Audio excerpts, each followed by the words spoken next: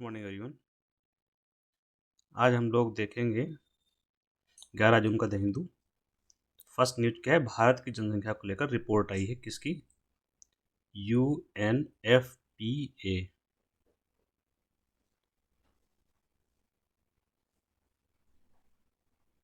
की रिपोर्ट आई है। भारत की जनसंख्या पर ही रिपोर्ट नहीं है, पूरे वर्ल्ड की जनसंख्या पर ये रिपोर्ट है। तो ये है क्या, पहले तो ये जानते हैं, फिर आगे हम लोग देखते हैं क्या है। What is UNFPA?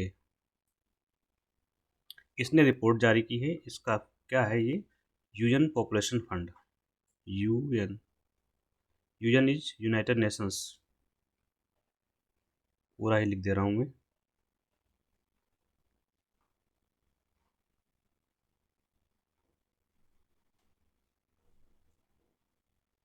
इसने एक रिपोर्ट जारी की है जनसंख्या पर, जिसका शीर्षक है state of the world population 2025। State of the world population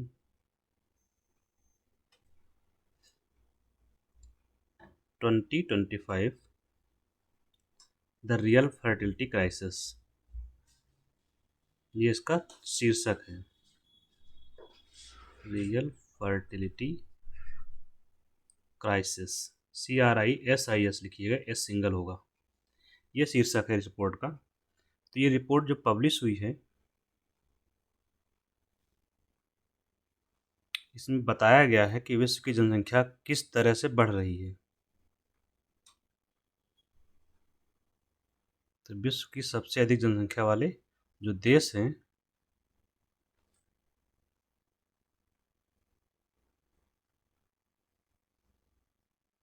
उनके नाम। तो सबसे अधिक जनसंख्या वाला देश बन गया है भारत, जिसकी जनसंख्या इन्होंने बताया है कि 146 करोड़ हो गई है। और चीन आ गया है दूसरे नंबर पर, जिसकी जनसंख्या कितनी है? 141 करोड़। तो अब हम चर्चा करते हैं। यहाँ जो भारत पहले नंबर पर आ गया है, इसी की चर्चा इन्होंने कुछ बताई गई हैं बातें, तो क्या है वो हम देखते हैं इसमें। तो इसमें बताया गया है कि भारत की जो है TFR, क्या? TFR, भारत का TFR क्या है? TFR is total fertility rate.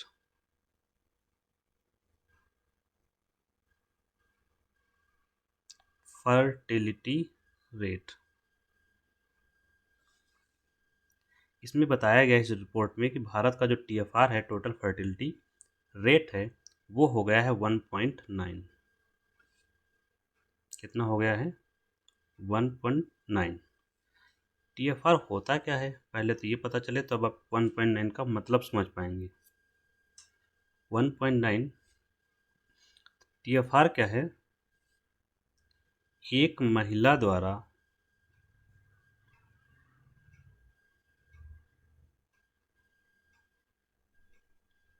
जन्मे बच्चे।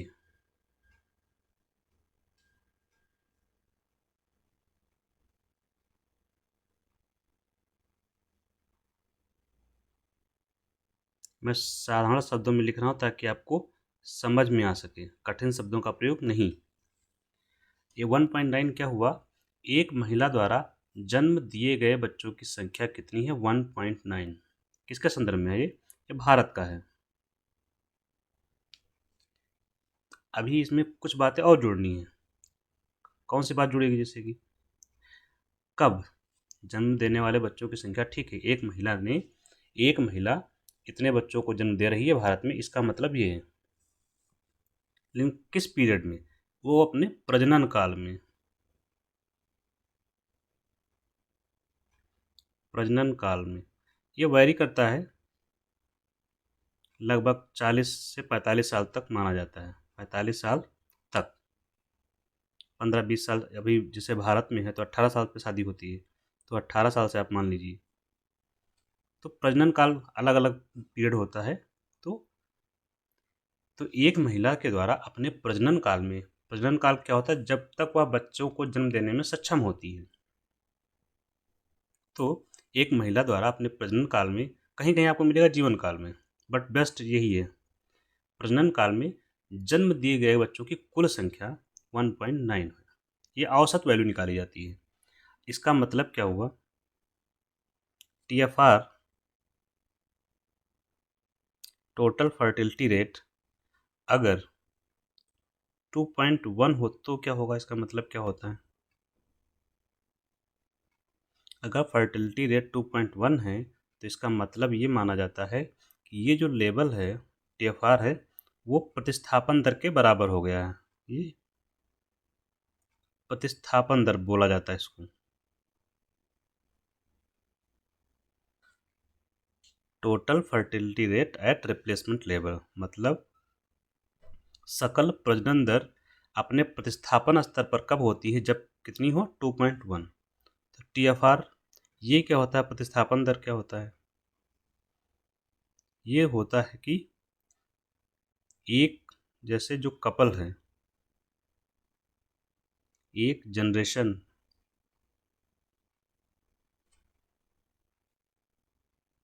वंश से बेहतर लिखी पीढ़ी,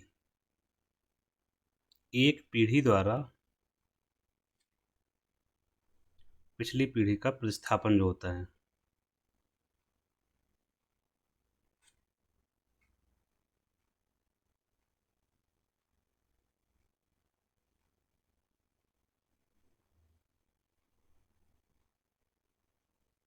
मतलब ये इसका कि अगर मान लीजिए कि 100 लोग हैं, ये हम मान लेते हैं ये 100 लोगों का एक समूह है, 100 से बेहतर है 2 ही ले लो, ठीक है, 2 लोग हैं। अब ये 2 लोग, ये हस्बैंड वाइफ कपल हैं, इन 2 लोगों के द्वारा फिर से 2 लोगों की उत्पत्ति की जाए, तो एक ये हो और एक ये, यही है प्रतिस्थापन दर। मतलब 2 लोग थे, उनको 2 लोग उत्पन्न किए, 2 लोगों का जन्म दिया। तो इसी को बोलते हैं प्रतिस्थापन दर। तो कितना है? 2.1। 1 इसलिए रखा गया क्योंकि जो जन्म लेने के बाद जो बच्चे मर जाते हैं, नेचुरल समस्या जो होती है वो है, ताकि 2 बना रहे, 2 बना रहे। तो ये 2 लोगों को 2 लोग प्रतिस्थापित कर रहे हैं, इसका मतलब ये हुआ। और अगर 4 लोग हैं तो 4 लोगों को 4 लोग प्रतिस्थापित कर रहे हैं, जैसे ये 2 लोग मिलके 2 लोगों को जन्म दिया। यही है प्रतिस्थापन दर।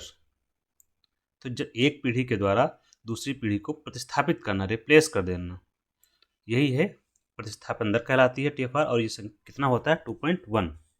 अगर प्रतिस्थापन दर 2.1 से ज़्यादा है, एक ही होता प्लस हो, एक हो कम माइनस हो। थोड़ा सा और समझते हैं। ये मान लीजिए 2.1 है यहाँ पर, और इस तरफ जाते हैं तो बढ़ेगा TFR, और इधर जाएंगे तो घटेगा। ये मान लीजिए, यह है TFR का स्केल।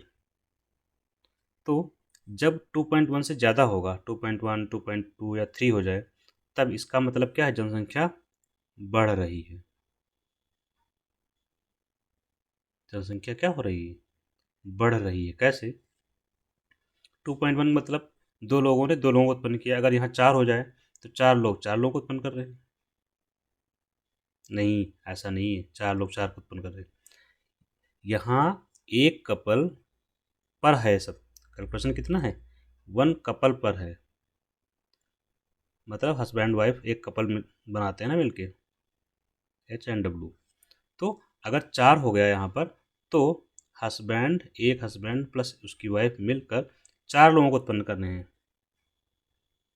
मान लीजिए 4 हो गया, और आगे बढ़ गया, हो सकता है 5 हो गया। तो 2 लोग मिलकर कितने लोग उत्पन्न कर रहे हैं? 5 लोग। जनसंख्या बढ़ी कि नहीं बढ़ी? 3 बढ़ गए कम से कम। और यहाँ पर अगर 2.1 से कम हो जाए, मान लीजिए कि इधर हो गया 1, इसका मतलब क्या हुआ? इसका मतलब ये हुआ कि एक कपल है, ये इन दोनों ने मिलकर सिर्फ एक संतान को जन्म दिया।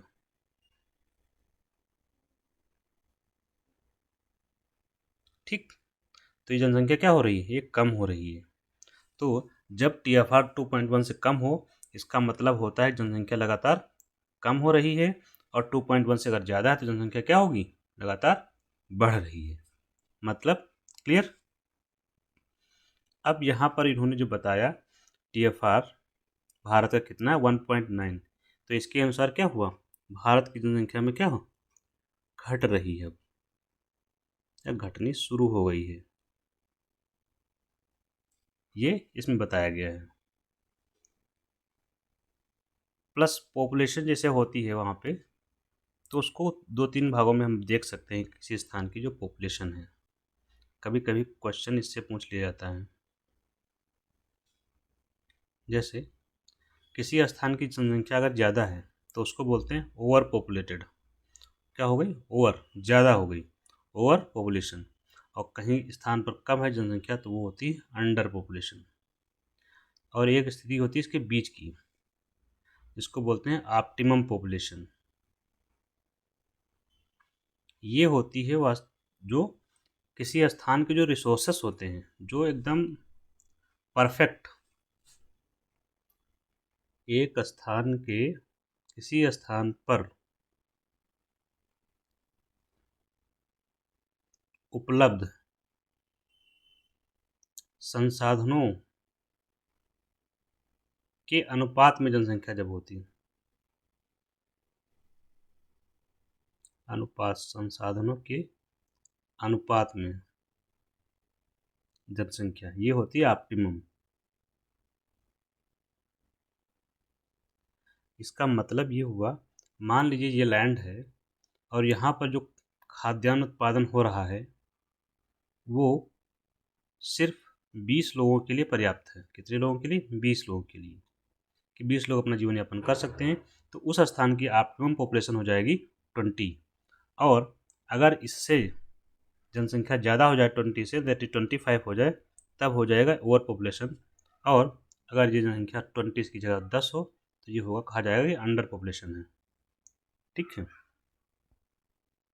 तो ये हमने रिपोर्ट के बारे में देख लिया क्या है। नेक्स्ट क्या है, FSDC की मीटिंग हुई है, बैठक हुई है। FSDC क्या है, यहाँ हमारे लिए जानना जरूरी है। तो what is FSDC, financial stability and development council.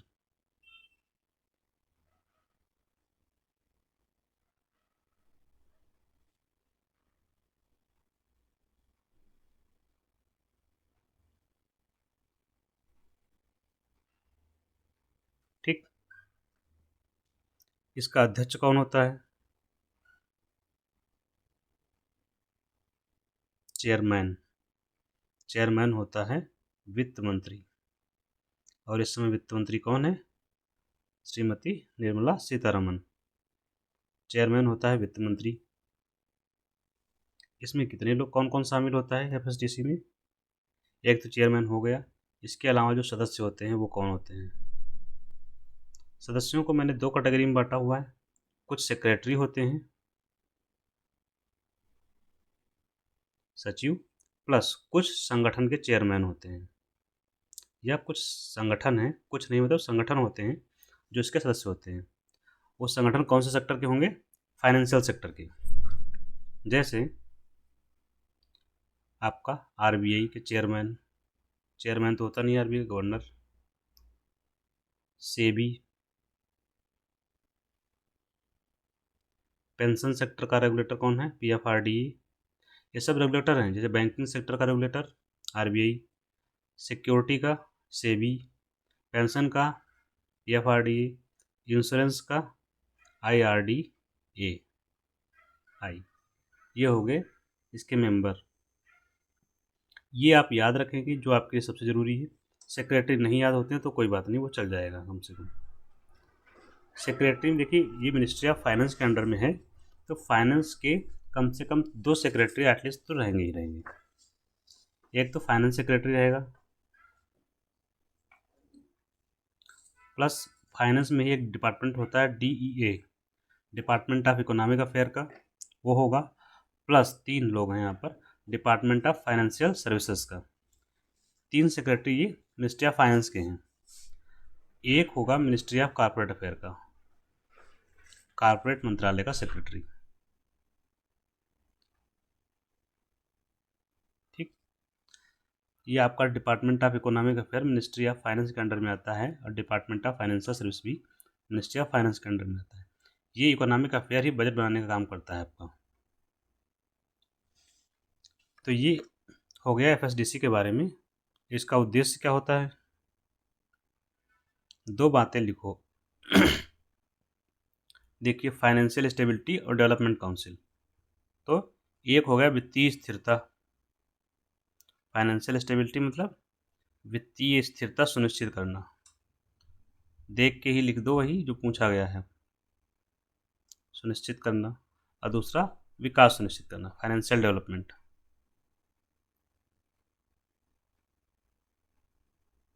तीसरा अगर लिखना है, इन सब के बीच ये जो संगठन है यहाँ पर कभी कभी इनके आपस में भी टसल हो जाता है, तो इनके बीच क्या करना? कोऑर्डिनेशन, समन्वय। तो रेगुलेटरी जो संगठन है उनके बीच, रेगुलेटरी संगठन दैट इज नियामकीय संगठनों के बीच समन्वय स्थापित करना, के बीच समन्वय। समन्वय का मतलब कोऑर्डिनेशन, कोऑर्डिनेट करना। चलिए ये भी हो गया। नेक्स्ट है FGD। ये क्या है? यह एक इक्विपमेंट है, फिलहाल उपकरण है।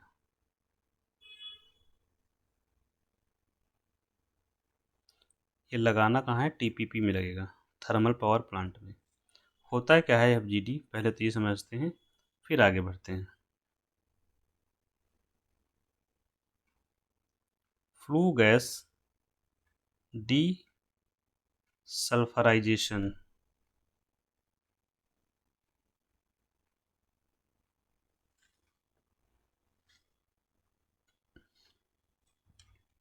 ये उपकरण है का नाम है, जिसका काम क्या होता है? जो थर्मल पावर प्लांट होते हैं, क्या होते हैं? तापीय संयंत्र, ताप विद्युत संयंत्र लिखिए आप लोग। तापीय संयंत्र मत लिखिए, ताप विद्युत संयंत्र। इसमें इस्तेमाल क्या करते हैं हम लोग? ताप विद्युत संयंत्र से उत्पादन क्या करते हैं? विद्युत का उत्पादन होता है इनसे। भारत में तो 60-70% तो यही है। और इसमें ईंधन क्या इस्तेमाल करते हैं हम लोग? फ्यूल के रूप में इस्तेमाल होता है कोयला, कोल। और कोयला जब हम जलाते हैं, इसमें तापीय संयंत्र में कोयला जलेगा तो उससे कुछ निकलती हैं गैसेस, एग्जॉस्ट गैसेस। कौन कौन सी गैस निकलती हैं?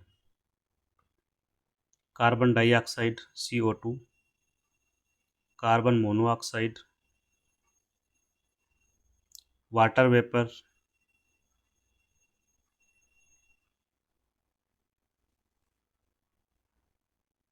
और सल्फर डाइऑक्साइड,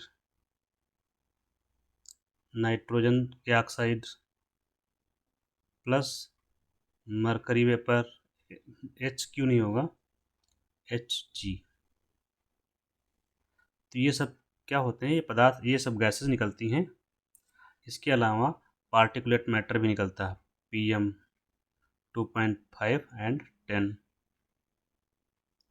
प्लस इसी में फ्लाई गैस वगैरह आ जाएगा, फ्लाई गैस। ये सब चीज़ें निकलती हैं, और ये सब चीज़ें क्या करती हैं? ये गैसेस हैं। इन गैसों से क्या होता है? वायुमंडल प्रदूषित होता है। इसका मतलब क्या हुआ? वायु प्रदूषण होता है।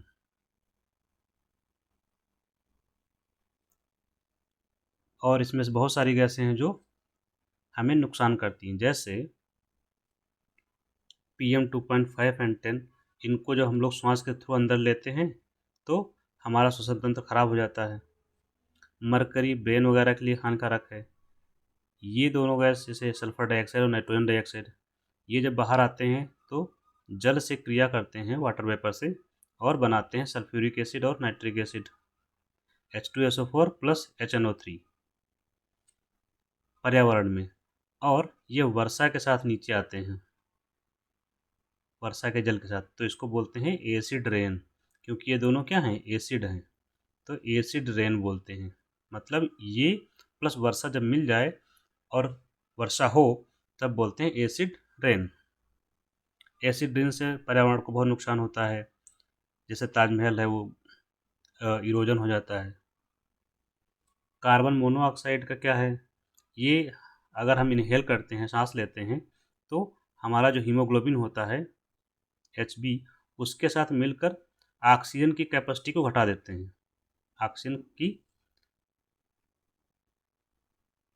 ऑक्सीजन ले जाने की क्षमता हमारी कम हो जाती है। इससे क्या होती है, क्षमता कम हुई, और जो क्षमता कम हो जाए तो मनुष्य क्या हो जाती है, मृत्यु हो सकती है। CO2 पोल्यूशन इससे होता ही है।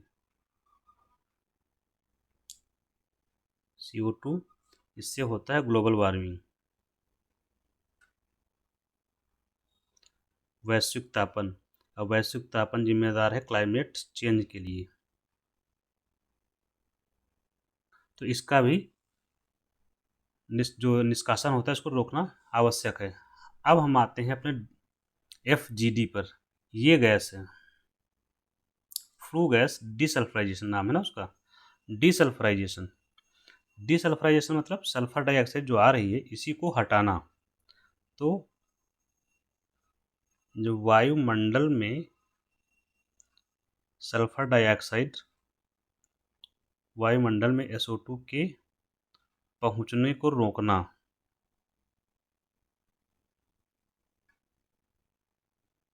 कैसे रोकोगे, इसी के लिए एक डिवाइस बनाई गई जिसका नाम है FGD, जो क्या करता है, सल्फर डाइऑक्साइड को जिप्सम में तब्दील कर देता है,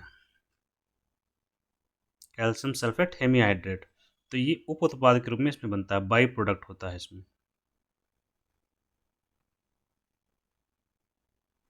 और जिप्सम का उपयोग हम लोग कर सकते हैं, जैसे कि कृषि में करते हैं, आप लोग जानते ही हैं किया जाता है।